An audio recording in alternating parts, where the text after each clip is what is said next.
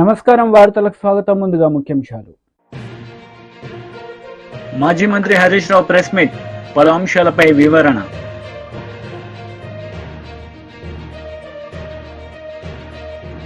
మాజీ మంత్రి Ambati Rambabu press meet, TDP నేతలపై fire. YCP leader Ambati Rambabu media సమావేశం నిర్వహించారు. ఈ సందర్భంగా పలు అంశాలపై ఆయన మాట్లాడారు. లోకేష్ గారు, నారా లోకేష్ గారు నిన్న ఒక ట్వీట్ చేశాడు.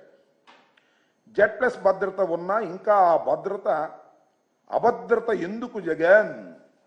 Z+ భద్రత ఉన్నా ఇంకా అభద్రత ఎందుకు జగన్? దాని ఏమంటే ఇప్పుడు జగన్కున్న భద్రత ఎంత అంటే Z+ భద్రత 58 మందితో సెక్యూరిటీ, 2 ఎస్కాట్ బృందాలు, 10 మంది సాయుధ గార్డులతో భద్రత, కాన్వాయ్లో 2 అత్యాధునిక ల్యాండ్ క్రూయిజులు, బుల్లెట్ ప్రూఫ్లు. చూడండి, ఆయన నిన్న ట్వీట్ చేశాడు.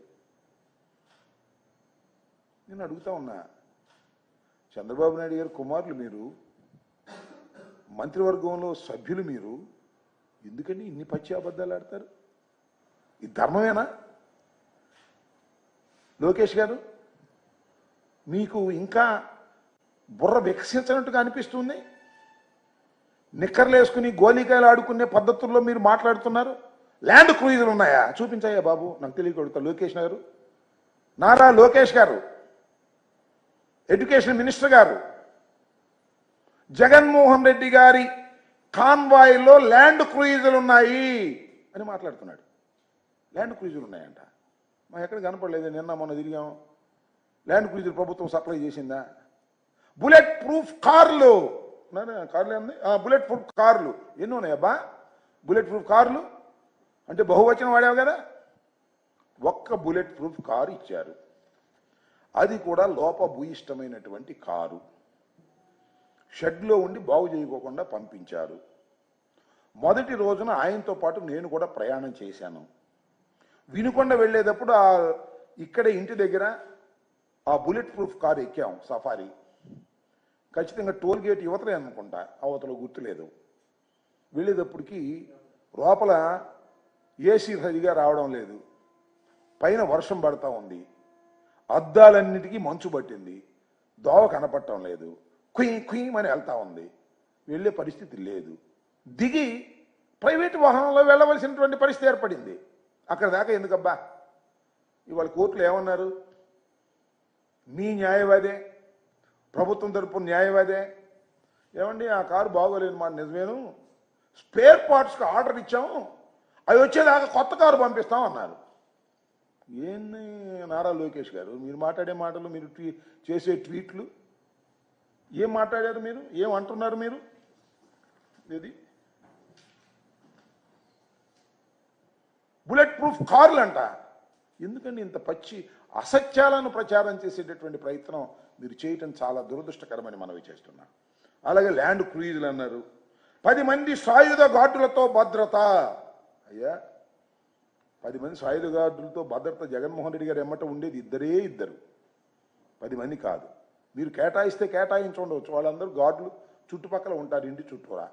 ఆయన వెంట ఎక్కడికన్నా వెళితే 2 మాత్రమే సెక్యూరిటీ ఆఫీసర్స్ ఉంటారు. మీరు ఏర్పాటు చేసినటువంటి విధానం అది. ఈ విషయాన్ని మీరు గమనించాలని మనం. మీకైతే మాత్రం చాలా భద్రత కావాలి, జగన్మోహన్ రెడ్డి గారికి అయితే మాత్రం భద్రత అవసరం లేదు అనేటువంటి పద్ధతుల్లో మీరు వ్యవహరిస్తున్నారు. మాజీ మంత్రి హరీష్ రావు మీడియా సమావేశం నిర్వహించారు. ఈ సందర్భంగా పలు అంశాలపై ఆయన మాట్లాడారు. విధానం లేకుండా అడ్డదిడ్డంగా ఈ రాష్ట్ర ప్రభుత్వం వ్యవహరిస్తూ ఉంది. ముఖ్యంగా నిన్న మెడికల్ అడ్మిషన్స్ విషయంలో ఎంబీబీఎస్ సీట్ల అడ్మిషన్ల ప్రక్రియకు వైద్య ఆరోగ్య శాఖ ఏ నోటిఫికేషన్ అయితే ఇచ్చిందో ఇది మన తెలంగాణ విద్యార్థులకు, భవిష్యత్ తరాలకు తీరని నష్టం చేసే విధంగా ఉంది. అంటే మన పిల్లలే మనకు స్థానికేతరులుగా మారే ప్రమాదం, తెలంగాణ బిడ్డలు తెలంగాణకు స్థానికేతరులుగా మారే విధంగా ఉంది.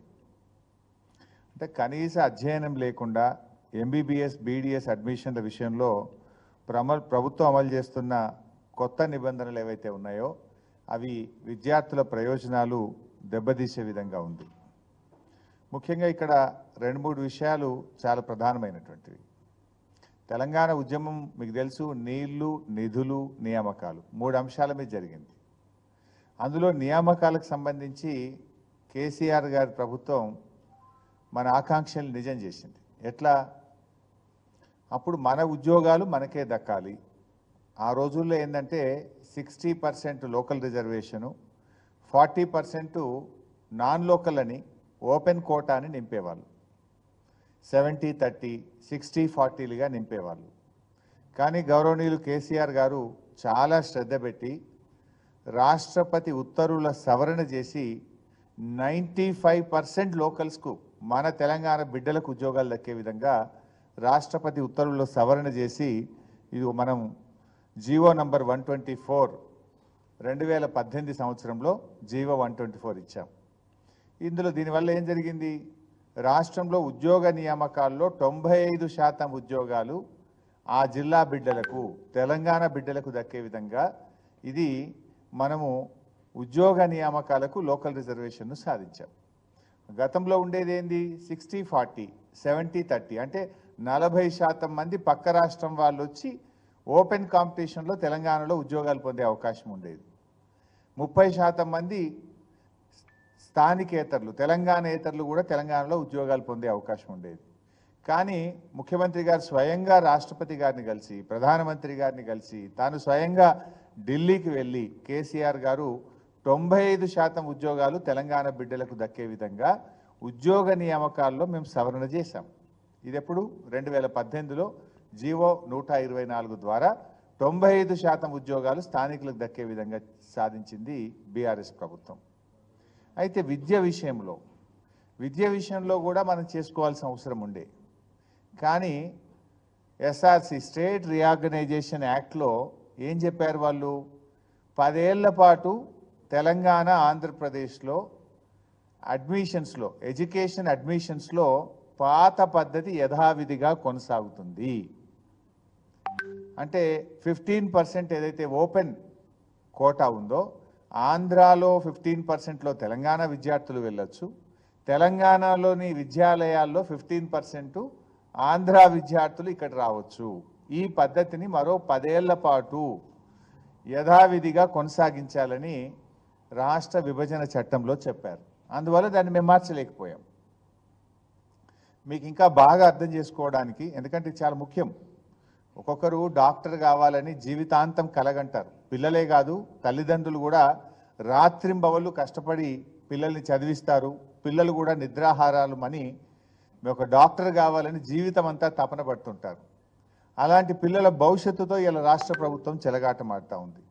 నిజంగా మేము ఉన్నప్పుడు మీకు తెలుసు 2850 ఎంబీబీఎస్ సీట్లుంటే కేసీఆర్ గారి ప్రభుత్వం రాష్ట్రంలో ఎంబీబీఎస్ సీట్ల సంఖ్యను 9000కు పెంచింది. 2850 సీట్లను 10 ఏళ్లలో 9000 ఎంబీబీఎస్ సీట్లకు పెంచిన ఘనత బీఆర్ఎస్ ప్రభుత్వంది, మా నాయకుడు కేసీఆర్ది. అంటే మేము 3 అంతలు పెంచిన ఎంబీబీఎస్ సీట్లు 4 అంతలు పెంచాం దాదాపు. అయితే పెంచిన సీట్లు కూడా తెలంగాణ బిడ్డలకే దక్కాలని మేము చాలా జాగ్రత్తలు కూడా పడ్డాం. ఉదాహరణకు ఇందాక నేను చెప్పాను, 15% ఓపెన్ కాంపిటీషన్ ఉండాలి. ఏది? మెడికల్ సీట్లలో కానీ, ఇంజనీరింగ్ సీట్లు కానీ అన్ని విద్యాలయాల్లో. అన్నప్పుడు తెలంగాణలో 2014 రోజు మనకు 20 మెడికల్ కాలేజీల్లో 2850 సీట్లు ఉండేది. 2850 సీట్లు అంటే ఒక 280 సీట్స్ ఓపెన్ కాంపిటీషన్లో ఆ పిల్లలు రావడానికి అవకాశం ఉండేది. అందులో అంటే మేమేం చేసినాము, మేము బాగా ఆలోచించి తెలంగాణ వచ్చిన తర్వాత మెడికల్ కాలేజీలు బాగా పెట్టాం కదా, 20 నుంచి 36 మెడికల్ కాలేజీలు అయినాయి. నేను ఆ రోజు ఆరోగ్య శాఖ మంత్రిగా ఉన్నప్పుడు నేను ఒక నిర్ణయం తీసుకున్నా. తెలంగాణ రాష్ట్రం వచ్చిన నాటికి ఎన్ని మెడికల్ కాలేజీలు ఉన్నాయో దాంట్లో మాత్రం టీడీపీ లీడర్ మీడియా సమావేశం నిర్వహించారు. ఈ సందర్భంగా పలు అంశాలపై ఆయన మాట్లాడారు. 15-20 సంవత్సరాల నుంచి మనందరం ఈ మాట వింటూనే ఉంటాం. లేపాక్షి భూముల్ని రాజశేఖర రెడ్డి గారు ఎట్లా శ్యాంప్రసాద్ రెడ్డికి ఏమంటారు మొత్తం ఇచ్చింది. ఇందు శ్యాంప్రసాద్ రెడ్డి గారు ఏ విధంగా దాన్ని కొదవబెట్టింది, ఇవంతా పాత స్టోరీలు మనం చాలాసార్లు చూసాం. సో ఇవంతా కోర్టులకు ఎక్కింది, ఈ ట్రిబ్యునల్లో ఉన్నాయి రకరకాలు. గత 5 సంవత్సరాల నుంచి జగన్మోహన్ రెడ్డి గారు ఈ 8,884 ఎకరాల లేపాక్షి భూములను చాలా సైలెంట్గా ఏం మాట్లాడకుండా చాలా చీప్గా కూట్నీళ్ళకు అంటారు మా రాయలసీమ భాషలో, కూట్నీళ్ళకు అంటే కారు చౌకగా ఎలా కొట్టేయాలంటే 8,844 ఏకర్స్ భూమిని కేవలం 500 కోట్లకు కొట్టేయాలని ట్రై చేస్తున్నాం అనమాట. కేవలం 500 కోట్లకు. సో ఇష్యూ ఏంటంటే మొత్తం 8,844 ఎకరాల భూములు 5,811 ఎకరాలు అసైన్ భూములు, మిగిలిన 3,032 ఎకరాలు ప్రభుత్వ భూములు. రాజశేఖర రెడ్డి గారు చాలా ఉదారంగా చాలా పెద్ద సైన్స్ అండ్ టెక్నాలజీ సిటీ ఏర్పాటు చేస్తాను ఇందు శ్యాంప్రసాద్ రెడ్డికి ఇవ్వడం, ఆయన దాన్ని కుదవబెట్టడం, ఆయన దాన్ని దివాలా తీయడం, ఆ తర్వాత ఈడీ ఆ భూముల్ని అటాచ్ చేయడం, శ్రీ జగన్మోహన్ రెడ్డి గారిని ఆ కేసులో A1గా A2గా మన విజయసాయి అట్లా ఉంటాడు ఇప్పుడు, ఆయన్ని ప్రవేశపెట్టడం, వాళ్ళిద్దరి మీద కేసు బుక్ చేయడం, ఆయన జైల్లో ఉండడం, బెయిల్ తీసుకొని రావడం, ఇదంతా జరిగాయి. 2019లో జగన్మోహన్ రెడ్డి గారు అధికారంలోకి వచ్చారు. వచ్చిన తర్వాత ఆయన కళ్ళు అట్లా మొత్తం రాష్ట్రం అంతా తిరిగాయి కదా, ఎక్కడ భూములు కనిపిస్తాయి, ఎక్కడ తీసుకుందామని. ఈ 8,844 ఎకరాల్లో 4,190 ఎకరాలు అనుకుంటాను మొత్తం అప్పట్లో ఇందు శ్యాంప్రసాద్ రెడ్డి బ్యాంకుల్లో కుదవబెట్టి లోన్ తీసుకున్నాడు. దాదాపు 4,000 కోట్ల రూపాయలు లోన్ తీసుకున్నాడు. ఆ లోన్లో కట్టలేదు. కట్టకపోతే బ్యాంకులు వచ్చాయి, మా దగ్గర లోన్ తీసుకున్నాడు ఆయన కట్టలేదు, సో ఆయన కుదవబెట్టిన, మేము ఆ భూములు గ్యారంటీగా పెట్టుకొని ఇచ్చాము, ఆయన కుదవబెట్టిన భూముల్ని మాకు ఇప్పించేసేయండి అని చెప్పి ట్రిబ్యునల్లో దాఖలు చేశారు. చూడ్డానికి బాగానే ఉంటుంది ఇది, కానీ ఇది బోల్ట్ రూపం, అంటే BOLT, build operate lease transfer రూపంలో వచ్చింది అది. సో 119 కోట్ల రూపాయలకి రైతుల దగ్గర APIIC అంటే అప్పటి ఆంధ్రప్రదేశ్, ఉమ్మడి ఆంధ్రప్రదేశ్లోని ఆంధ్రప్రదేశ్ ఇండస్ట్రియల్ ఇన్ఫ్రాస్ట్రక్చర్ కార్పొరేషన్ రైతుల దగ్గర నుంచి 119 కోట్ల రూపాయలకి 8,000 ఏకర్స్ ఇంక్లూడింగ్ గవర్నమెంట్ భూమి. సో కొని టోటల్ 8,000 ఏకర్స్, దానిలో 5,811 ఏకర్స్ని కొని మొత్తం ఆ ల్యాండ్ పార్సల్ని ఎందుకు ఇచ్చింది. ఓనర్షిప్ ఇవ్వలేదు, ల్యాండ్ నువ్వు వాడుకో, అక్కడ పరిశ్రమ స్థాపించు అని చెప్పించింది. ఈయన రాజశేఖర్ గారి గవర్నమెంట్లో హ్యాపీగా దాన్ని బ్యాంకులు కుదవబెట్టారు. ఆ బ్యాంకుల్లోని దొంగ వెధవలు ఎవరో, బ్యాంకుల్ని దొంగ వెధవలో నేను తిడుతున్నా, అది వాడి భూమి కాదు, హిందూ భూమి కాదు, అది గవర్నమెంట్ లీజుకి ఇచ్చిన రైతుల భూమి, అది గవర్నమెంట్ భూమి. అది దాన్ని కుదవబెట్టుకున్న 4,000 కోట్ల రూపాయలు ఇచ్చిన ఆ మహా మేనేజర్లు ఎవరో అప్పటి బ్యాంక్ మేనేజర్లు. సరే అయిపోయింది, ఆయన భూమి కాని భూమిని కొత్త పెట్టేసుకొని ఆయనకి 4,000 కోట్లు ఇచ్చారు, ఆయన దివాళా తీశారు. వీళ్ళు వచ్చి మా భూములు మాకు ఇప్పించండి, మా యొక్క అప్పులు మాకు ఇప్పించండి, లేకపోతే మాకు ఆ భూములను ఇప్పించండి అని వైసీపీ లీడర్ మీడియా సమావేశం నిర్వహించారు. ఈ సందర్భంగా పలు అంశాలపై ఆయన మాట్లాడారు. అది కూడా మాదే కుట్ర అంటూ ఉన్నారు. రికార్డులు తగలబెడితే అవే రికార్డులు MRO ఆఫీసుల్లో ఉంటాయి, RDO ఆఫీసుల్లో ఉంటాయి, కలెక్టరేట్లో ఉంటాయి, సెక్రటరియట్లో ఉంటాయి. మరి వాటిని అన్నింటినీ కూడా కుట్ర కోణమని ఏ విధంగా చెప్తా ఉన్నారో నాకు అర్థం కాదు. మరి ప్రభుత్వం కూడా మేము మొత్తం డేటా అంతా రిట్రీవ్ చేశామని చెప్పి కూడా చెప్పుకొచ్చింది. ఇందులో కుట్ర ఏముంది, మేము చేశామని ఎలా చెప్పుకోగలుగుతున్నాం? మీ పార్టీ కార్యకర్తలను, నాయకులను అడ్డం పెట్టుకొని వాళ్ళ చేత తప్పుడు ఫిర్యాదులు చేయించుకొని మాపై బురద దల్లే ప్రయత్నం మీరు చేస్తూ ఉన్నారు. ఎలాంటి ఆధారాలు లేకుండా కొంతమంది అధికారులు అత్యుత్సాహం చూపుతూ ఉన్నారు.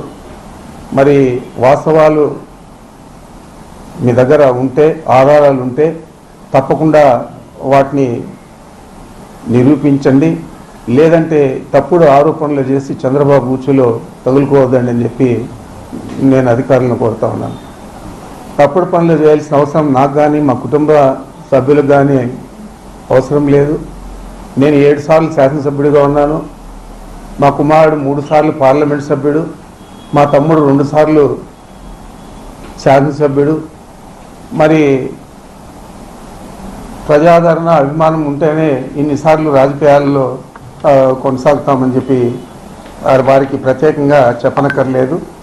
మరి మా పేరుతో ఉన్న భూములు, ఇతర ఆస్తులన్నీ కూడా ఎన్నికల అఫిడవిట్లో పేర్కొన్నాం. అఫిడవిట్లో పేర్కొన్న ఆస్తులు తప్ప మాకు ఏ ఆస్తులు కూడా లేవు. మరి మదనపల్లి కేసుకు సంబంధించి సిఐడికి అప్పగించినా సిబిఐకి అప్పగించినా నాకు ఇబ్బంది లేదు. ఆ కేసుకు నాకు ఎటువంటి సంబంధం లేదు. కానీ వైసీపీ నాయకులపై కేసులు వేసి వారిని వేధించే ప్రయత్నం చేసేదే కాకుండా వారి ద్వారా నా పేరు చెప్పించే దానికి ప్రత్యేకంగా ఈ కుట్ర చేస్తూ ఉన్నారనేది ఈ రాష్ట్ర ప్రజలందరికీ కూడా తెలుసని చెప్పి కూడా మీకు మనవి చేస్తూ ఉన్నాను. గతంలో పుష్కరాల్లో చనిపోయారు చంద్రబాబు ఆధ్వర్యంలో. ఈ మధ్య ఎలక్షన్ అయిన తర్వాత చాలామందిని అతి దారుణంగా హత్యలు చేశారు. మరి చాలామంది చిన్న పిల్లలందరినీ కూడా మానభంగం చేశారు. మరి ఈ వీటిల్లో వేగవంతంగా మీ ప్రభుత్వం పనిచేసిందా? మరి ఏదో అక్కడ రికార్డులు కాలిపోయినాయి, ఆ అత్యవసరంగా పోవాలని చెప్పి హెలికాప్టర్ ద్వారా డీజీపీని పంపించి దీని మీద ఒక పెద్ద ఇది కేసు చాలా ప్రమాదం, ఇది ఈ రాష్ట్రం అంతా కూడా కూలిపోతుంది అని చెప్పే లెక్కలో మీరు చేశారు. ఏ రోజు కూడా మేము 50 సంవత్సరాల నుంచి రాజకీయాల్లో దాదాపు 74 నుంచి విద్యార్థి రాజకీయాల్లో, ఆ తర్వాత ప్రత్యక్ష రాజకీయాల్లో ఎప్పుడు కూడా DGP helicopter. BRS leader media సమావేశం నిర్వహించారు. ఈ సందర్భంగా పలు అంశాలపై ఆయన మాట్లాడారు. కర్రా అని బోగస్ కంపెనీలు, ఫ్రాడ్ కంపెనీలనే అనుకున్నాం, కానీ ఇప్పుడు ఒక కుటుంబ కంపెనీ కూడా వచ్చింది. ఉద్యమంలో కొట్లాడి ఎన్నికల్లో నిలబడి ఓట్లు తెచ్చుకొని, రికార్డు స్థాయిలో ఓట్లు తెచ్చుకొని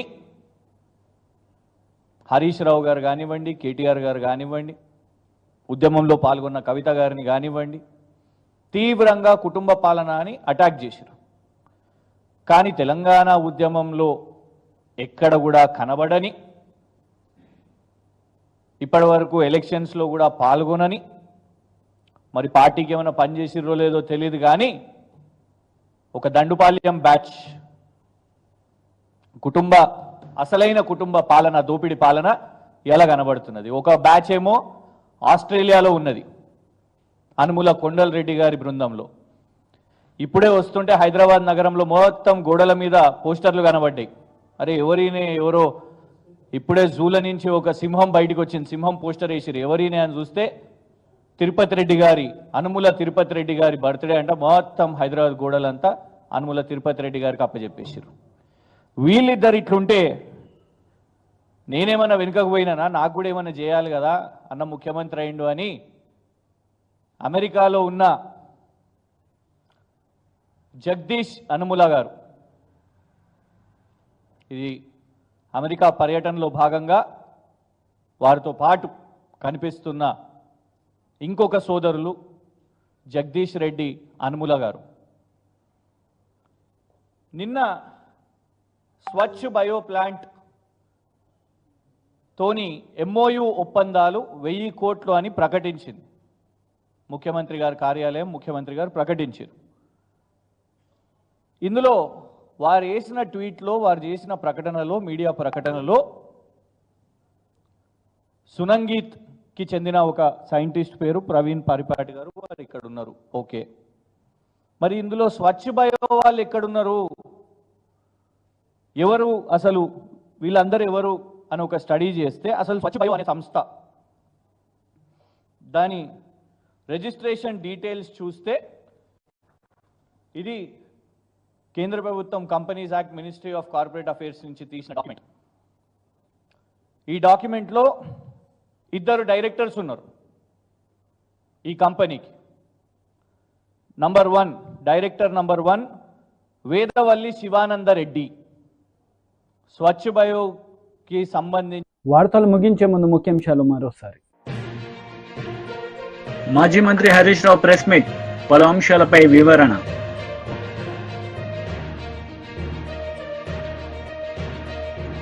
మాజీ మంత్రి అంబటి రాంబాబు ప్రెస్ మీట్, టీడీపీ నేతలపై ఫైర్.